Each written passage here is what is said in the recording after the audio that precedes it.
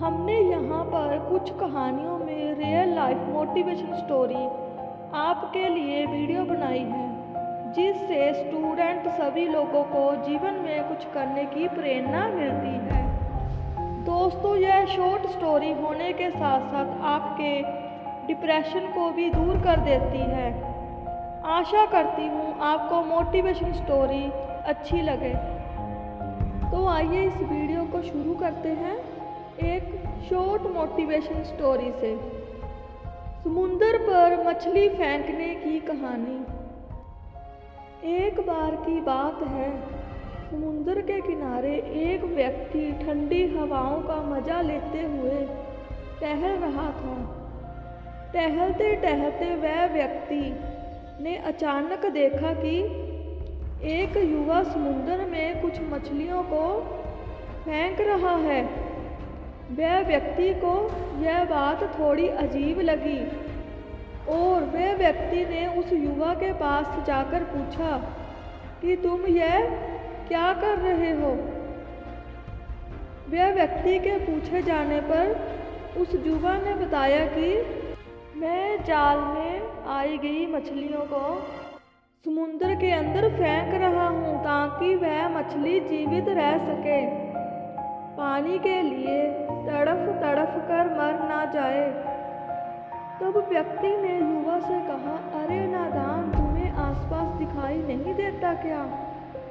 यहाँ पर कितने सारे मछलियाँ किनारे में आकर पड़ी है। तुम्हें तो इतना पता ही होगा कि यह समुंदर कितना विशाल है और इसका किनारा भी कितना विशाल है, तो तुम कैसे सब मछलियों को फेंकोगे? तब उस युवक ने बड़ा सुंदर जवाब दिया। युवक ने कहा, उस मछली को पानी में छोड़ने से आपको कुछ मिले या ना मिले, मुझे कुछ मिले या ना मिले, लेकिन इस मछली को तो सब कुछ मिल जाएगा। ये केवल सोच का ही फर्क है दोस्तों। पॉजिटिव व्यक्ति को लगता है कि मेरे छोटे छोटे प्रयास से एक दिन बड़ा काम हो सकता है, लेकिन नेगेटिव व्यक्ति को लगता है कि इन छोटे छोटे कामों पर क्या फ़र्क पड़ने वाला है। तो दोस्तों, अब आपको दूसरी मोटिवेशन स्टोरी सुनाते हैं। जैसी सोच वैसी मौत। एक शहर में एक खूंखार अपराधी रहता था। उस अपराधी ने हजारों बेगुनाहों की जान ली थी। बहुत लंबे समय बाद वह अपराधी पुलिस के हाथ चढ़ा था। वह अपराधी को उस शहर के अदालत ने फांसी की सज़ा सुनाई। फांसी की सज़ा सुनाने के बाद अपराधी यह सोचने लगा कि मैंने ना जाने कितने लोगों की जान ली है। शायद मुझे फांसी की सज़ा मेरे कर्मों के कारण मिली है। वहाँ के साइंटिस्ट एवं रिसर्च टीम को यह बात का पता चला। तब उन्होंने वहाँ के न्यायाधीश से जाकर एक बात कही। वहाँ के साइंटिस्ट ने न्यायाधीश से कहा कि अपराधी की मौत आप फांसी से करने वाले हैं, क्यों ना हम उसकी मौत दूसरे तरीके से करें, जिससे वह अपराधी को मौत की सज़ा भी होगी और हमारा एक्सपेरिमेंट भी टेस्ट हो जाएगा। वहाँ के न्यायाधीश ने एक्सपेरिमेंट के बारे में जानने का सोचा। दरअसल एक्सपेरिमेंट यह था कि अपराधी को फांसी की सज़ा ना देकर एक जहरीले सांप से कटवाया जाए। न्यायाधीश ने यह सोचा कि अपराधी की मौत किसी भी प्रकार से हो रही है और देश के साइंटिस्ट अपना एक्सपेरिमेंट भी कर रहे हैं, तो उन्हें कोई आपत्ति नहीं जताई सांप से कटवाए जाने की बात वह अपराधी को भी बताया गया। वह अपराधी अब गहरे मन में चला गया और अपने अंदर ही अंदर इतना सहम गया कि मैंने ना जाने कितने लोगों की जान ली है। अब परमात्मा शायद मुझे इस तरह की मौत देना चाहता है। अब दूसरे दिन सभी साइंटिस्ट और रिसर्च टीम ने वह अपराधी को एक बंद कमरे में अपने साथ लेकर चले गए और वह अपराधी को एक कुर्सी से बांधकर उसको आंखों में काली पट्टी बांध दी। थोड़ी देर बाद उस अपराधी को 2 पीन चुवाई गई। वह अपराधी को लगा कि अब मुझे सांप ने डस लिया है और वह आधे घंटे में मर गया। दोस्तों, अब आपके मन में यह सवाल जरूर आ रहा होगा कि केवल पिन चुभाने से कोई कैसे मर सकता है। लेकिन वह अपराधी के दिमाग में नेगेटिव थॉट चल रहे थे कि अब मुझे मरना है, मुझे मरने से कोई नहीं बचा सकता। जब उसे पिन चुभाई गई तो उसके दिमाग में सिग्नल देना चालू कर दिया कि तुम्हें सांप ने काट लिया है और धीरे धीरे तुम्हारे शरीर में सांप का जहर फैल रहा है और तुम मर रहे हो। यह सोचकर कुछ देर बाद अपराधी मर गया। तो देखा दोस्तों, नेगेटिव थॉट आपको मार सकती है। इसलिए हमेशा मोटिवेट रहें, पॉजिटिव सोचें। अपने जीवन में किसी भी क्षण पर नेगेटिव थॉट आने ना दें, सिर्फ पॉजिटिव ही सोचें। तो दोस्तों, अब आपको हम तीसरी स्टोरी सुनाते हैं। इस स्टोरी का नाम है जिंदगी में अगर पैसा कमाना है। तो आइए इसे शुरू करते हैं। अगर आपको ज़िंदगी में कुछ पाना है या किसी लक्ष्य में पहुंचना है तो जीवन में सिर्फ पैसा ही आपकी मदद कर सकता है आपके लक्ष्य को पाने में। लेकिन आप मेहनत करते हैं, लगन से काम करते हैं, लेकिन फिर भी आपको क्यों हताशा हाथ लगती है। आइए इस कहानी से समझें। एक बार एक आलसी लड़का, जो सचमुच बहुत ज़्यादा आलसी था, वह एक आश्रम में रहता था। वह आश्रम के मालिक को गुरुजी कहता था। किसी दिन गुरुजी एक दिन के लिए बाहर जाने वाले थे। तभी गुरुजी ने उस आलसी लड़के को अपने पास बुलाया और कहा, तुम जीवन में अगर बहुत सारा पैसा कमाना चाहते हो तो मैं तुमको एक काला पत्थर दे रहा हूँ। यह काला पत्थर चमत्कारी है। यह पत्थर से तुम किसी भी धातु को स्पर्श करोगे, वह सोने का बन जाएगा। ऐसा कहकर वह एक दिन के लिए बाहर चले गए। गुरुजी ने कहा था कि मैं जब दूसरा दिन वापस लौटा तो तुमको वह पत्थर मुझे देना होगा। लड़का बहुत खुश हो गया और लड़का मन ही मन मुस्कुराने लगा और मन में सोचने लगा कि अब मुझे अमीर होने से इस दुनिया में कोई नहीं रोक सकता। वह लड़का बहुत ज़्यादा आलसी था, इसलिए उसने सोचा मेरे पास पूरा एक दिन है और कल शाम तक का टाइम है, इसलिए मैं आज थोड़ा आराम कर लेता हूँ। कल सुबह लोहा खोजकर उसे सोना बनाऊंगा। वह सपने देखते देखते सो गया। दूसरे दिन उसने सोचा, इतना सुबह जाकर क्या करूं? मेरे पास तो शाम तक का टाइम है। एक काम करता हूँ, अभी खाना खा लेता हूँ, उसके बाद दोपहर में जाकर लोहा खरीद लाऊंगा। ऐसा कहकर वह आलसी लड़का सो गया। जब वह गहरी नींद में था तो वह अमीर होने के सपने देख रहा था। वह गहरी नींद में था कि कब दोपहर से शाम और शाम से रात होने वाली थी। तभी वह आलसी लड़का की नींद खुली। अब वह भागा भागा बाजार की ओर जा रहा था। इसी बीच रास्ते में उसके गुरुजी मिल गए और उससे काला पत्थर मांग लिया। तो दोस्तों, देखा आपने, अगर आप किसी चीज़ को पाने की तमन्ना रखते हो तो आप जब तक वह चीज़ को पा नहीं लेते तब तक आप आलस बिल्कुल ना करें, इससे आप बर्बाद भी हो सकते हो। अब आपको अगली स्टोरी सुनाते हैं, टूटे दिल को कैसे जोड़े। एक कॉलेज में राहुल नाम का लड़का रहता था। राहुल ने कॉलेज इसी साल ज्वाइन किया था। राहुल बहुत खुश मिजाज था।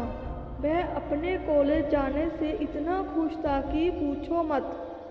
राहुल अपने क्लास में हमेशा मस्ती मजाक करता रहता था, इसलिए उसके पूरे क्लास वाले भी बहुत खुश रहते थे। लेकिन अचानक एक दिन से राहुल दुखी रहने लगा।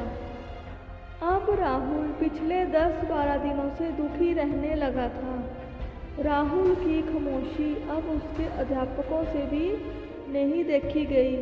तभी एक अध्यापक ने राहुल को कॉलेज के स्टाफ रूम में क्लास खत्म होने के बाद बुलाया और राहुल से उसकी खामोशी की बात अध्यापक ने पूछी।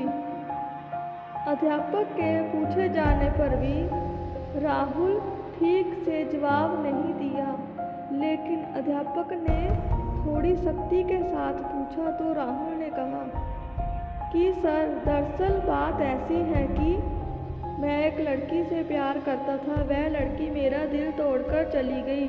अब मुझे कुछ अच्छा नहीं लगता, मानो जैसे ज़िंदगी ख़त्म हो गई। अध्यापक ने राहुल की बात समझी और अध्यापक ने कहा, आज कॉलेज ख़त्म होने के बाद तुम मेरे घर आना। अब कॉलेज ख़त्म हुआ और राहुल अध्यापक के घर गया। अध्यापक ने राहुल को अपने घर के अंदर ले गए और राहुल से कहा कि तुम कुछ पीना चाहते हो। और अध्यापक ने कहा कि चलो मैं तुम्हारे लिए कुछ बना देता हूँ। ऐसा कहकर अध्यापक ने नींबू पानी बनाया, जिसमें वह अध्यापक ने जानबूझकर नींबू पानी में शक्कर कम और नमक ज़्यादा मिला दिया था। जब राहुल ने वह शरबत पिया तो राहुल का मुंह अजीब सा हो गया। उसने कहा कि सर, यह क्या बात है? यह शरबत में शक्कर कम और नमक ज़्यादा है। तब अध्यापक ने कहा, कोई बात नहीं राहुल, मैं तुम्हारे लिए यह शरबत को फेंक कर दूसरा बना देता हूँ। तब राहुल ने कहा, सर, यह शरबत फेंकने की क्या बात है?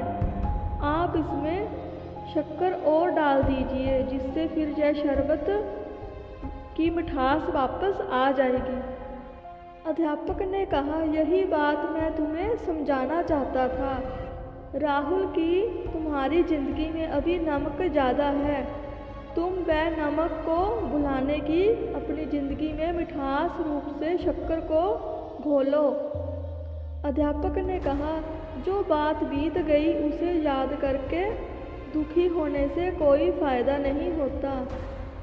परिणाम स्वरूप तुम दुखी हो जाते हो। इसलिए वह बात को भूलकर फिर से नई दोस्ती करो। खुश रहो, तुम जल्द ही खुश रहने लगोगे। राहुल यह बात समझ गया और कुछ ही दिनों में राहुल अब पहले जैसा हो गया और खुश रहने लगा। अब हम 5वीं स्टोरी बोलते हैं। स्टोरी का नाम है, पत्थर जमा करते करते हीरा खो दिया। एक शहर में बहुत बड़ा व्यापारी रहता था, जिसका नाम धनीराम था। धनीराम का एक पुत्र था, जिसकी कोई संतान नहीं थी। धनीराम को आप अपने घर में छोटे बच्चे की किलकारी सुनने की तीव्र इच्छा थी। इसलिए धनीराम अपने पुत्र से कहने लगा कि मुझे कोई पोता ला दो। धनीराम कितने अमीर थे कि वहाँ पर उनके जैसा अमीर कोई नहीं था, लेकिन वह अपने घर के वारिस अपने पोते नहीं होने के कारण दुखी रहते थे। भगवान ने आखिरकार धनीराम की बात सुन ली और उसके घर एक सुंदर बालक ने जन्म लिया। धनी राम बहुत खुश हुए और उसके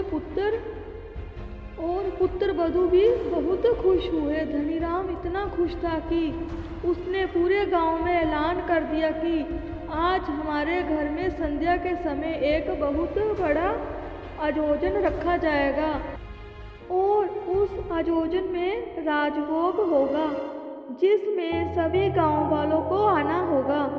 गांव वालों के साथ साथ पास के गांव में जो छोटा व्यापारी रहता था उसे भी बुलाया गया। वह व्यापारी अपने काम में इतना मस्त रहता था कि उसे जहाँ तक की फुर्सत नहीं रहती थी उसने क्या पहना है और क्या खाया, लेकिन वह व्यापारी धनीराम को बहुत मानता था। वह व्यापारी धनीराम के घर संध्याकालीन राजभोग करने के लिए चला गया। तब वह व्यापारी धनीराम के महल पहुंचा तो धनीराम ने उसे देखा। वह व्यापारी के कपड़े फटे हुए और गंदे थे। धनीराम ने कहा, मूर्ख, तुम्हें पता नहीं आज हमारे घर कितनी बड़ी खुशी आई है और तुम कैसे भिखारी के जैसे आ गए हो। क्या तुम्हारे पास कोई ढंग का कपड़ा नहीं है? पहले जाओ और कुछ ढंग का पहन के आओ, फिर यहाँ आना। धनीराम ने छोटे व्यापारी से कहा। छोटा व्यापारी घर चला गया और व्यापारी ने अपने घर में जाकर आईने के सामने अपने आप को देखा और व्यापारी ने फटे पुराने कपड़े के ऊपर एक सुंदर कोट पहन लिया और पगड़ी भी पहन ली और फिर से व्यापारी धनीराम के महल चले गए। धनीराम के महल जाकर व्यापारी ने खाने का प्लेट उठाया और उस प्लेट में उस व्यापारी ने थोड़ा सा भोजन लिया और अपने कोट और पगड़ी को खिलाने लगा। ऐसा करके उसके कोट और पगड़ी गंदे हो गए। धनीराम ने गुस्से से उसे कहा, मूर्ख, तुम फिर आ गए और यह क्या हरकत कर रहे हो? व्यापारी ने कहा, धनीराम जी, मैं कोट और पगड़ी को भोजन करा रहा हूँ। धनीराम समझे नहीं और उसने कहा, क्या बोल रहे हो तुम? तब व्यापारी ने कहा, जब हम किसी खास मौके में खाना रखते हैं और भोजन रखते हैं तो कुछ लोग यूं ही आते हैं ताकि औपचारिकता निभाया जाए और कुछ लोग दिल से आते हैं। कुछ लोग आपके साथ औपचारिकता से नहीं, दिल से जुड़े हुए हैं, इसलिए कभी भी उन्हें ठेस मत पहुंचाना, वरना आपको मालूम नहीं चलेगा कि पत्थर जमा करते करते कब आपने हीरे को खो दिया। तो दोस्तों, आपको ये स्टोरी कैसी लगी? ज़िंदगी बदल देने वाली और डिप्रेशन के साथ साथ स्टूडेंट को कुछ संदेश दिए जाते हैं। यह कहानी आपको हार्ड वर्क करना सिखाती है। अगर अच्छी लगी हो तो लाइक एंड शेयर जरूर करें।